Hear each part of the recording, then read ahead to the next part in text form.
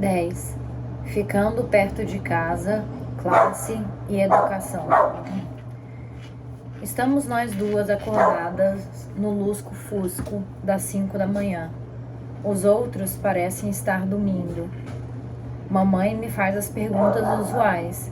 Me fala para olhar em volta, garantindo que eu peguei tudo. Me repreende porque não tenho certeza sobre a hora em que o ônibus chega. Às 5h30 estamos esperando do lado de fora da estação fechada. Juntas e sozinhas, temos a chance de realmente conversar. Mamãe começa, brava com seus filhos, especialmente com aqueles que sussurraram pelas suas costas. Ela diz amargamente: a infância de vocês não pode ter sido tão ruim. Vocês foram alimentados e vestidos. Não tiveram que viver sem nada. Isso é mais do que muita gente tem e eu simplesmente não suporto a maneira como vocês levam a vida. A dor na voz dela me entristece. Eu sempre quis proteger minha mãe da dor, diminuir os seus fardos. Agora eu sou parte do que a incomoda. Ao me confrontar, ela diz em tom de acusação: não é como as outras crianças. Você fala demais sobre o passado. Você não ouve e pronto. E eu realmente falo. Pior, eu escrevo sobre isso. Mamãe sempre procurou cada um de seus filhos buscando diferentes respostas. Comigo, ela expressa desapontamento, dor e raiva da traição. Raiva de que seus filhos sejam tão críticos que não possamos nem ter o bom senso de gostar dos presentes que ela manda. Ela diz: de agora em diante não haverá mais presentes. Eu só vou enfiar um dinheirinho no envelope igual o resto de vocês faz. Ninguém quer crítica. Todo mundo pode me criticar, mas eu não posso falar nada. Quando eu tento conversar, a minha voz soa como a de uma criança de 12 anos. Quando eu tento conversar, ela fala mais alto, me interrompe, embora tenha dito repetidamente: explica isso para mim, essa conversa sobre o passado. Eu me esforço para voltar ao meu eu de 35 anos de idade, para que ela saiba pelo som da minha voz que nós somos duas mulheres juntas conversando. Só quando declaro na minha voz muito adulta e firme: mãe, você não está ouvindo, é que ela fica quieta, ela espera. Agora que tenho a sua atenção, temo que as minhas explicações sejam patéticas, inadequadas. Mamãe, eu começo. Pessoas geralmente vão para a terapia porque se sentem machucadas por dentro, porque têm uma dor que não vai acabar, como uma ferida que continua a se abrir, que não cura.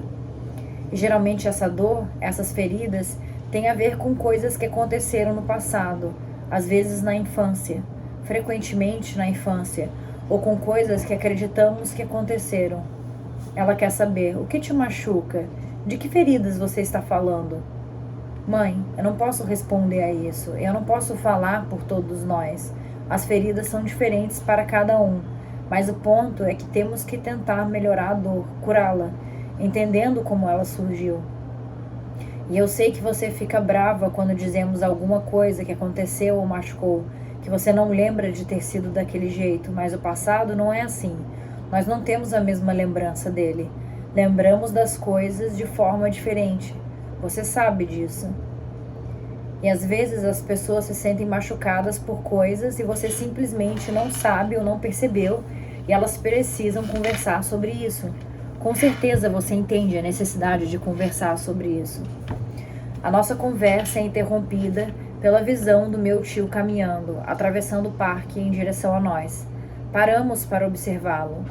Ele está no seu caminho para o trabalho, vestindo um terno azul familiar. Eles se parecem, esses dois que raramente discutem o passado. Essa interrupção me faz pensar sobre a vida na cidade pequena. Você sempre vê alguém que você conhece. Interrupções, instruções são parte da vida diária. É difícil manter a privacidade. Nós deixamos o nosso espaço privado no carro para cumprimentá-lo. Depois daquele abraço e beijo que ele me dá desde que eu nasci, eles conversam sobre os funerais do dia. O ônibus se aproxima ao longe. Ele continua caminhando, sabendo que eles vão se ver mais tarde. Ao embarcar, me viro fitando o rosto da minha mãe. Estou momentaneamente voltando no tempo, 18 anos atrás, neste mesmo ponto de ônibus, fitando o rosto da minha mãe, continuando a olhar para trás, acenando um adeus enquanto voltava para a faculdade. Aquela primeira experiência que me levou para longe da nossa cidade, da família.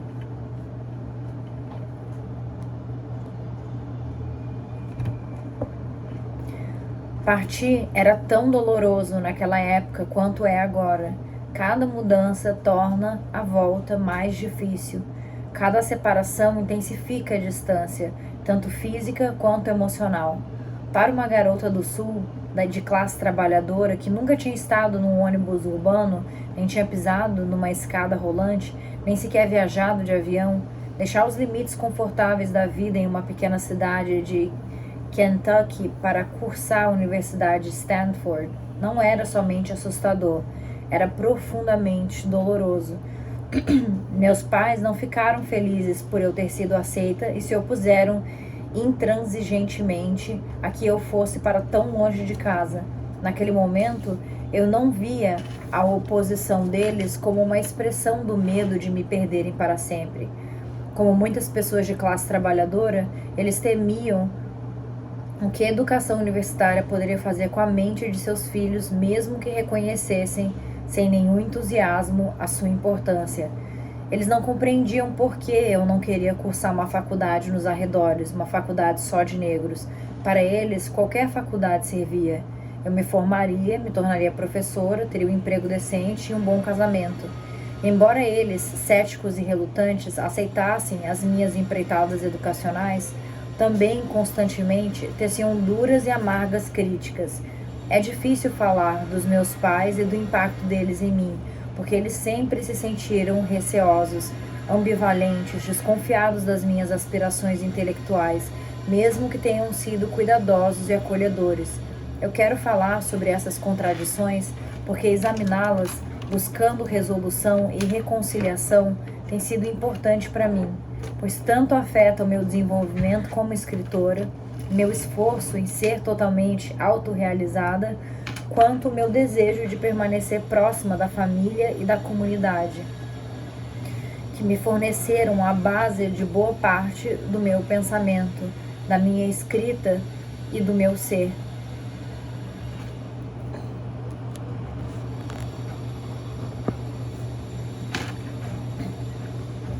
Estudando em Stanford, comecei a pensar seriamente sobre as diferenças de classe. Ser materialmente desprivilegiada numa universidade onde a maior parte das pessoas, com exceção dos trabalhadores, é materialmente privilegiada, provoca tal pensamento. Diferenças de classe eram fronteiras. Ninguém queria enfrentar ou conversar sobre isso. Era mais fácil minimizar a importância delas, agir como se fôssemos todos de origens privilegiadas, evitá-las, confrontá-las em privado, na solidão do quarto, ou fingir que o fato de ser escolhido para estudar em tal instituição significava, para aqueles de nós que não vinham do privilégio, que já estávamos em transição rumo ao privilégio. Não desejar esta transição te marcaria como um rebelde de sucesso improvável. Era um tipo de traição não acreditar que era melhor ser identificado com o mundo do privilégio material do que com o mundo da classe trabalhadora, pobre. Não surpreende que os nossos pais de classe trabalhadora de origem pobre tivessem medo da nossa inserção nesse mundo, intuindo talvez que aprenderíamos a ter vergonha de onde viéramos, que nunca mais regressaríamos para casa ou que só voltaríamos para nos vangloriar. Embora eu andasse com estudantes que eram supostamente radicais e antenados, não discutíamos sobre classe. Eu não conversava com ninguém sobre as causas da minha vergonha, sobre como me machucava testemunhar o desprezo pelas empregadas filipinas de pele marrom que limpavam nossos quartos, ou mais tarde, sobre a minha preocupação com os $100 por mês que eu pagava por um quarto fora do campus, o que era mais da metade do que os meus pais pagavam de aluguel. Eu não conversava com ninguém sobre os meus esforços para guardar dinheiro, a fim de enviar alguma coisinha para casa. Porém, essas realidades de classe me separavam dos demais estudantes. Nos movíamos em direções diferentes. Eu não pretendia esquecer a minha origem de classe ou mudar a minha lealdade de classe. Embora recebesse uma educação concebida para me dar uma sensibilidade burguesa, a aceitação passiva não era minha única opção. Eu sabia que podia resistir. Eu podia me rebelar. Eu podia moldar a direção e o foco das várias formas de conhecimento disponíveis para mim. Mesmo que eu, às vezes, sentisse inveja ou desejasse mais benefícios materiais, especialmente nas férias, quando eu era uma dos poucos estudantes, se é que havia mais alguém que ficava no dormitório porque não tinha dinheiro para viajar. Eu não compartilhava dos valores e da sensibilidade dos meus pares. Isso era importante. Classe não era somente sobre dinheiro, era sobre valores que demonstravam e determinavam o comportamento. Enquanto eu muitas vezes precisava de mais dinheiro, nunca precisei de um novo conjunto de crenças e valores. Ficava profundamente chocada e perturbada, por exemplo, quando companheiros falavam de seus pais sem respeito, ou mesmo quando diziam que odiavam seus pais. Isso era muito desconcertante para mim, quando parecia que esses pais eram cuidadosos e preocupados. Frequentemente me explicavam que tal ódio era saudável e normal. Eu explicava para minha companheira de quarto, branca, da classe média californiana, como éramos ensinados a valorizar os nossos pais e os cuidados deles, a compreender que eles não eram obrigados a nos dar cuidado. Ela sempre balançava a cabeça, rindo o tempo todo, e dizia: "Você vai aprender que aqui é diferente, mocinha. Pensamos diferente." Ela estava certa. Depois fui morar sozinha. Igual aquele estudante mórmon que ficava na sua enquanto fazia um imenso esforço para permanecer fiel às suas crenças e valores religiosos. Mais tarde, na pós-graduação, encontrei colegas de sala que acreditavam que pessoas de classe mais baixa não tinham crenças ou valores. Eu ficava em silêncio nessas discussões, enojada pela ignorância deles. O estudo antropológico All Our Kin, Todos Nossos Parentes, All Our Kin, de Carol Stack, foi um dos primeiros livros que li que confirmava minha compreensão empírica de que na cultura negra, especialmente entre a classe trabalhadora e pobre, particularmente nos estados do sul dos Estados Unidos, um sistema de valor contra-hegemônico emergiu, desafiando noções de individualismo e propriedade privada tão importantes para a manutenção do patriarcado de supremacia branca capitalista. Pessoas negras criaram em espaços marginais um mundo de comunidade e coletividade onde os recursos eram compartilhados. No prefácio de Feministarity, From Margin to Center, falei sobre como o ponto de diferença, esta marginalidade, pode ser o espaço para a formação de uma visão do mundo antagônico. Esta visão do mundo deve estar articulada, nomeada, se quiser fornecer um esquema consolidado para a mudança. Infelizmente, ainda não existe nenhuma estrutura consistente para tal nomeação. Sendo assim, tanto a experiência dessa diferença quanto a sua documentação, quando ocorre, gradualmente perdem presença e significado. Muito do que Stack documentou sobre a cultura da pobreza, por exemplo, não descrevia interações entre a maior parte dos negros pobres de hoje. Independente do contexto geográfico, uma vez que as pessoas negras que ela descreveu não identificavam, se é que reconheciam isso em termos teóricos, o valor antagônico de sua visão do mundo, aparentemente vendo-a mais como uma estratégia de sobrevivência determinada, menos por esforços conscientes para enfrentar vieses opressivos raciais e de classe do que pelas circunstâncias, elas não tentaram estabelecer uma estrutura para transmitir os seus valores e crenças de geração em geração. Quando as circunstâncias mudavam, os valores mudavam. Esforços para assimilar valores e crenças de pessoas brancas privilegiadas apresentados através da mídia, como a televisão, enfraquecem e destroem potenciais estruturas de oposição. Cada vez mais, jovens negros são encorajados pela cultura dominante e por aquelas pessoas negras que internalizam os valores dessa hegemonia, acreditar que a assimilação é a única maneira possível de sobreviver, de ter sucesso. Sem a estrutura de um movimento pelos direitos civis organizado ou uma luta de resistência negra, esforços individuais e coletivos para a libertação negra que focam na primazia da autodefinição e da autodeterminação frequentemente não são reconhecidos. É crucial que aqueles de nós que resistem e se rebelam, que sobrevivem e têm sucesso, falem aberta e honestamente sobre as nossas vidas e a natureza de nossas lutas pessoais, os meios pelos quais resolvemos e reconciliamos contradições. Não é uma tarefa fácil. Nas instituições educacionais onde aprendemos a desenvolver e fortalecer as nossas habilidades de escrita e análise, também aprendemos a pensar, escrever e falar de uma maneira que tira a atenção da experiência pessoal. Porém, se quisermos alcançar o nosso povo e todas as pessoas,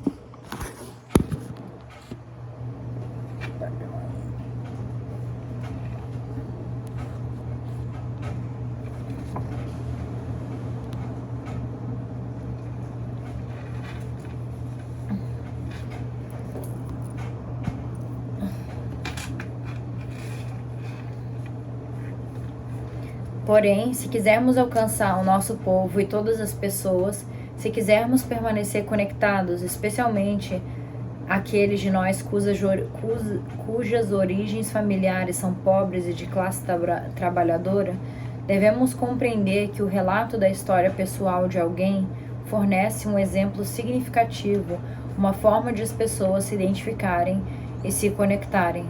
Combinar análise pessoal com crítica e perspectiva teóricas pode envolver ouvintes que de outra maneira se sentiriam distanciados, alienados. Simplesmente falar com uma linguagem acessível para a maior quantidade de pessoas possível também é importante. Falar sobre a sua experiência pessoal ou falar numa linguagem simples é muitas vezes considerado por acadêmicos e ou intelectuais, independentemente de suas inclinações políticas, como um sinal de fraqueza intelectual ou até mesmo anti-intelectualismo. Ultimamente, quando me apresento, eu não permaneço em um só lugar, lendo meu livro, fazendo pouco ou nenhum contato visual com o público. Ao invés disso, faço contato visual, falo de improvisos, divago e abordo o público diretamente. Já me disseram que as pessoas supõem que eu não estou preparada, que sou anti-intelectual, não profissional, um conceito que tem tudo a ver com classe, na forma como determina ações e comportamentos. O que estou reforçando o estereótipo de pessoas negras como emocionais e não teóricas. Tal crítica foi levantada recentemente por uma colega pesquisadora feminista depois de uma palestra que dei na Universidade Northwestern durante um congresso sobre gênero, cultura e política para um público majoritariamente de estudantes e acadêmicos. Deliberadamente escolhi falar de uma maneira muito básica, pensando especialmente nos poucos membros da comunidade que foram me ouvir. Semanas depois, eu e Kunkun Sangari, outra participante do congresso que dividiu comigo o que foi dito quando eu já não estava mais presente, nos envolvemos num diálogo bastante rigoroso e crítico sobre como a minha apresentação tinha sido percebida, principalmente pelas privilegiadas acadêmicas brancas. Ela estava preocupada de eu mascarar meu conhecimento de teoria e parecer anti-intelectual. A crítica dela me levou a articular preocupações sobre as quais frequentemente me mantenho em silêncio com colegas. Falei sobre lealdade de classe e compromissos revolucionários, explicando a ela minha inquietação com os intelectuais radicais que falam sobre transformar a sociedade e acabar com a dominação de raça, sexo e classe, sem destruir padrões de comportamento que reforçam e perpetuam a dominação, ou continuando a usar como único ponto de referência a forma como podemos ser ou somos percebidos por aqueles que dominam, ganhando ou não a aceitação e a aprovação deles. Essa contradição fundamental levanta a questão sobre se o contexto acadêmico é ou não um lugar onde se pode ser verdadeiramente radical ou subversivo. Concomitante a isso, o uso de uma linguagem e um estilo de apresentação que alienam a maior parte das pessoas são academicamente treinadas. Desculpa. E um estilo de apresentação que alienam a maior parte das pessoas não academicamente treinadas reforça a ideia de um mundo acadêmico ser separado da vida real, desse mundo cotidiano onde constantemente ajustamos a nossa linguagem e comportamento para atender às diversas necessidades. O ambiente acadêmico é separado somente quando trabalhamos para torná-lo assim. É uma falsa dicotomia que sugere que acadêmicos e ou intelectuais podem conversar somente entre si, que não podemos ter esperança de conversar com as massas. A verdade é que fazemos escolhas, que escolhemos o nosso público, que escolhemos quais vozes ouvir e quais vozes silenciar. Se eu não falo numa linguagem que pode ser compreendida, então há poucas chances para o diálogo. Essa questão de linguagem e comportamento é uma contradição central que todos os intelectuais radicais, particularmente aqueles que são membros de grupos oprimidos, devem continuamente confrontar e trabalhar para resolver. Um dos perigos nítidos e presentes que existe quando nos movemos para fora da nossa classe de origem, de nossa experiência étnica coletiva, e entramos em instituições hierárquicas que reforçam diariamente a dominação de raça, sexo e classe, é gradualmente assumirmos uma mentalidade similar à daqueles que dominam e oprimem, e perdemos consciência crítica, pois ela não é reforçada ou reafirmada por esse ambiente. Devemos sempre ser vigilantes. É importante saber com quem estamos falando, quem queremos que nos ouça, quem mais desejamos mover, motivar e tocar com nossas palavras. Quando vim para New Haven pela primeira vez para ensinar em Yale, fiquei verdadeiramente surpresa com a divisão de classe marcada entre as pessoas negras, estudantes e professores, que se identificavam com Yale e aquelas pessoas negras que trabalhavam em Yale ou nas comunidades nos arredores. Estilo de vestir e autoapresentação são com frequência os marcadores centrais da posição de alguém.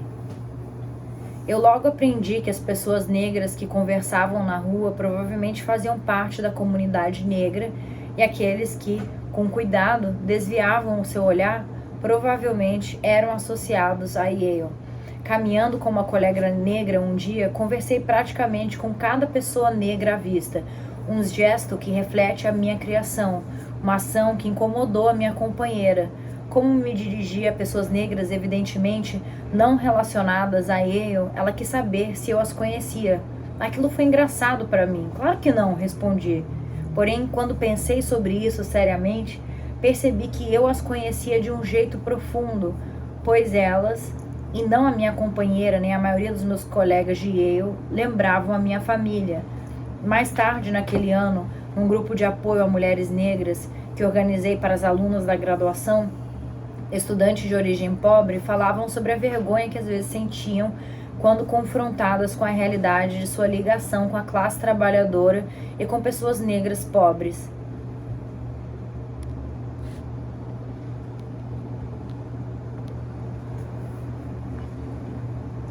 Uma estudante confessou que o seu pai era um morador de rua, viciado em drogas, alguém que pede esmola para os pedestres. Ela, como também outros estudantes de Yale, afasta-se de pessoas de rua com frequência, às vezes demonstrando raiva ou desprezo. Ela não queria que ninguém soubesse da sua relação com esse tipo de pessoa. Ela luta com isso, querendo encontrar uma maneira de reconhecer e afirmar essa realidade, de reclamar essa conexão. O grupo perguntou a outra pessoa e a mim o que fazemos para continuar conectadas, honrar os laços que temos com pessoas da classe trabalhadora e pobres, mesmo que a nossa existência de classe mude. Manter conexões com a família e a comunidade através das fronteiras de classe exige mais do que uma breve lembrança de onde se encontram as nossas raízes, de onde viemos. Requer conhecer, nomear e estar sempre atento àqueles aspectos do passado que permitiram e continuam a permitir o nosso autodesenvolvimento no presente, que sustentam e apoiam, que enriquecem. Devemos também confrontar honestamente as barreiras que de fato existem, aspectos daquele passado que realmente nos depreciam. A ambivalência dos meus pais sobre o meu amor pela leitura levou a um intenso conflito. Eles, especialmente a minha mãe, trabalhavam para garantir que eu tivesse acesso a livros, mas ameaçavam queimar os livros ou jogá-los fora se eu não me conformasse a outras expectativas. Ou insistiam que ler muito me deixaria louca.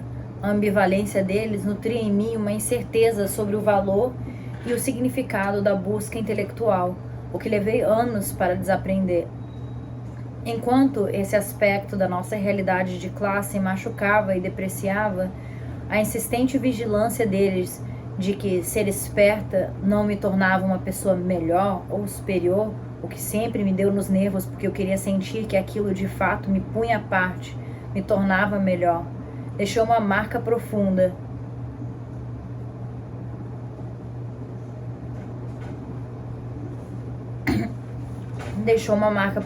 Deles eu aprendi a valorizar e respeitar várias habilidades e talentos que as pessoas podiam ter.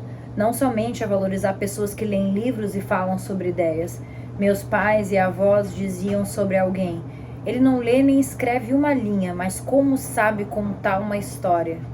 Ou, como minha avó dizia, invoca o inferno em palavras. A vazia romantização das origens pobres ou da classe trabalhadora enfraquece a possibilidade da conexão verdadeira, que é baseada na compreensão da diferença de experiência e perspectiva, e no trabalho para mediar e negociar estes territórios. Linguagem é um assunto crucial para as pessoas cujo movimento para fora das fronteiras da origem pobre e de classe trabalhadora modifica a natureza e a direção de sua fala. Vindo para Stanford com a minha própria versão de um sotaque de Kentucky, o qual eu vejo sempre como um som forte, bastante diferente da fala de Tennessee ou de Georgia, aprendi a falar de modo diferente enquanto mantinha a fala da minha região, o som da minha família e comunidade. Isso era com certeza mais fácil de manter quando eu voltava para casa e ficava lá por mais tempo. Nos últimos anos, como professora, tenho procurado usar vários estilos diferentes de fala na sala de aula e percebo que isso desconcerta aqueles que sentem que o uso de um patois específico os exclui como ouvintes, mesmo se houver tradução para uma variedade da língua usual e aceitável. Aprender a ouvir vozes diferentes, ouvir diferentes discursos, desafia a noção de que nós todos devemos nos assimilar, compartilhar uma fala única, similar nas instituições educacionais. A linguagem reflete a cultura da qual emergimos. Recusarmos-nos a usar diariamente padrões de discurso comuns e familiares que incorporam um aspecto único e distintivo do nosso eu é uma das maneiras pelas quais nos distanciamos e alienamos de nosso passado. É importante termos à mão tantas variedades de língua quanto pudermos saber ou aprender. É importante para nós que somos negros, que falamos tanto num patois específico quanto em inglês padrão, nos expressar nas duas formas.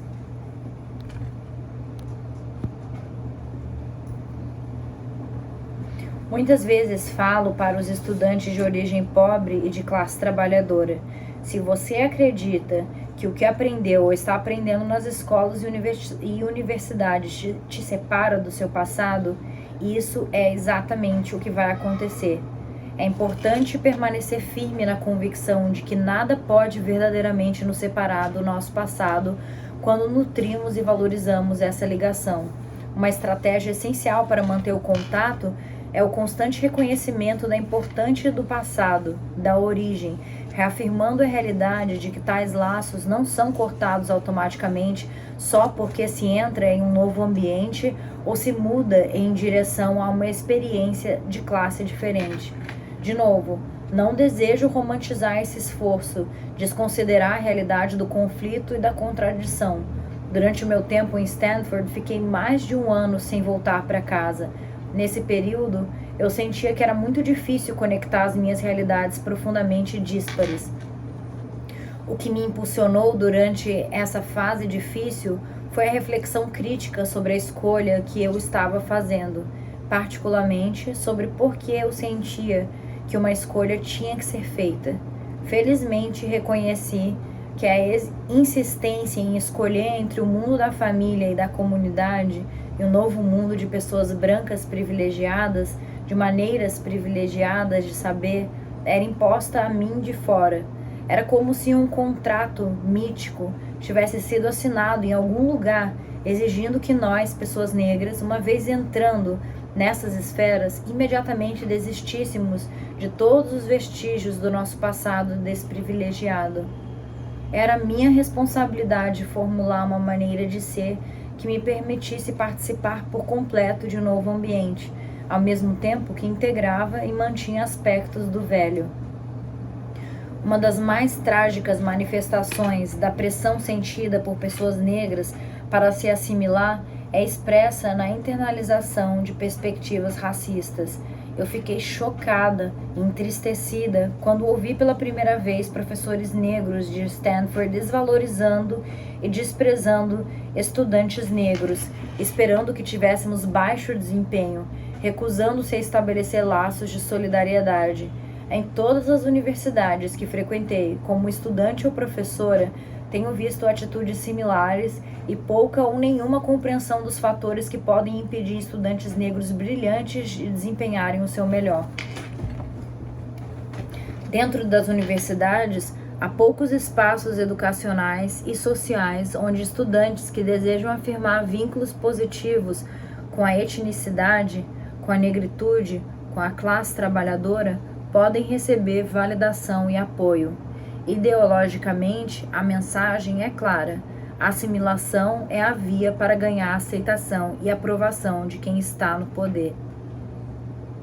Muitas pessoas brancas entusiasmadamente apoiaram a veemente argumentação de Richard Rodrigues em sua autobiografia Hunger of Memory, Fome de Memória, de que as tentativas de manter o vínculo com a sua origem chicana impediam o seu progresso e que por isso, de que as tendências de manter o vínculo com a sua origem chicana impediam o seu progresso, que por isso ele teve de cortar os laços com a comunidade e os familiares para ter sucesso em Stanford e no mundo. E a língua familiar, o espanhol no caso dele, teve que se tornar secundária ou ser descartada. Se os termos do sucesso, como definido pelos padrões dos grupos dominantes dentro do patriarcado de supremacia branca e capitalista, são os únicos padrões que existem, então a assimilação é de fato necessária, mas eles não são. Mesmo diante de poderosas estruturas de dominação, é possível para cada um de nós, especialmente para aqueles de nós que são membros de grupos oprimidos e ou explorados, e também para aqueles visionários radicais que podem ter privilégio de raça, classe ou sexo, definir e determinar padrões alternativos, decidir sobre a natureza e a extensão do compromisso, os padrões pelos quais se mede o sucesso, seja de estudantes ou professores, são bastante diferentes para aqueles de nós que desejam resistir ao reforço da dominação de raça, sexo e classe, que trabalham para manter e fortalecer os nossos vínculos com o oprimido, com aqueles a quem falta privilégio material, com as nossas famílias pobres e de classe trabalhadora. Quando escrevi o meu livro Ain't I a Woman, a questão da classe e a sua relação com quem pode ser o público leitor surgiu para mim em relação à minha decisão de não usar notas de rodapé, motivo pelo qual tenho sido duramente criticada. Eu disse às pessoas que a minha preocupação era que as notas de rodapé estabelecessem uma divisão de classe para os leitores, determinando para quem era o livro. Eu fiquei surpresa ao ver que muitas pessoas acadêmicas ridicularizaram essa ideia. Compartilhei com eles que fui à comunidade negras de classe trabalhadora e também conversei com familiares e amigos para pesquisar se leriam ou não livros com notas de rodapé. E descobri que não. Algumas pessoas nem sabiam o que eram, mas a maior parte delas as via como uma indicação de que o livro era para pessoas educadas na universidade. Essas respostas influenciaram a minha decisão. Quando alguns dos amigos mais radicais educados na universidade perdiam a cabeça em relação à ausência de notas de rodapé, eu questionava seriamente como podemos imaginar uma transformação revolucionária da sociedade se uma mudança tão pequena de direção for vista como ameaçadora. É claro, muitas pessoas me advertiram de que a ausência de notas de rodapé tornaria o trabalho menos confiável nos círculos acadêmicos. Essa informação também enfatizava como a classe define as nossas escolhas. Com certeza senti que escolher usar uma linguagem simples, sem notas de rodapé, significava que eu me arriscaria a não ser levada a sério nos círculos acadêmicos. Então isso era um assunto político e uma decisão política. Eu fico profundamente contente de que esse não tenha sido o caso e que o livro seja lido por muitos acadêmicos e também por pessoas que não são educadas nas universidades. Quando somos motivados a nos conformar ou comprometer com as estruturas que reforçam a dominação, a nossa primeira resposta sempre deve ser nos envolver em reflexão crítica. Somente nos desafiando a pressionar as barreiras opressivas, tornamos a alternativa radical possível, expandido o campo e o escopo do questionamento crítico. A menos que compartilhemos estratégias radicais, modos de repensar e revisar com estudantes, familiares e comunidade, com um público mais amplo, corremos o risco de perpetuar.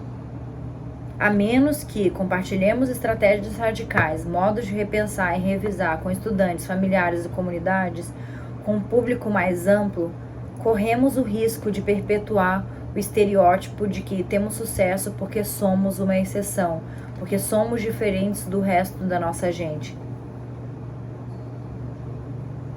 Calma aí.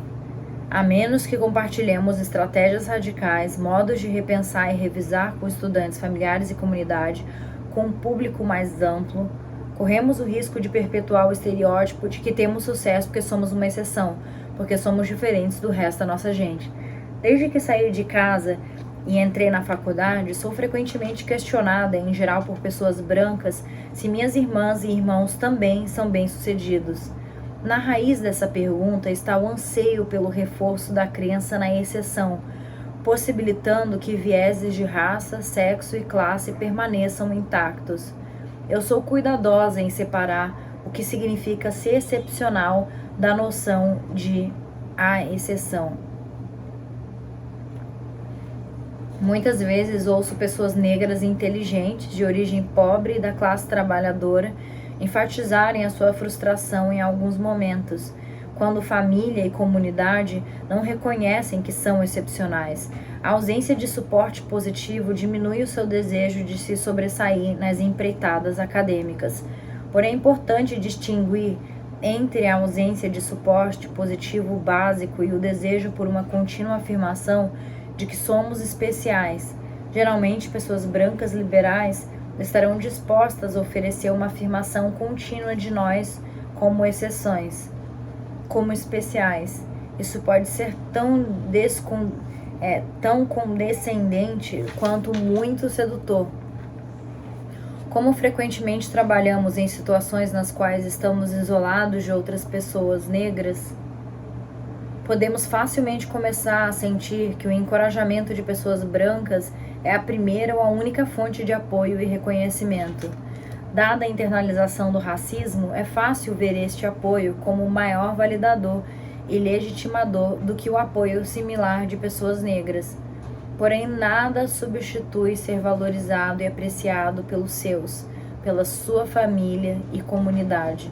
Nós compartilhamos uma responsabilidade recíproca e mútua de afirmar o sucesso um do outro. Às vezes devemos conversar com a nossa gente, falar que precisamos do seu apoio e suporte contínuos, que são únicos e especiais para nós. Em alguns casos, podemos nunca receber de nossos familiares os tão desejados reconhecimento e elogio por conquistas específicas.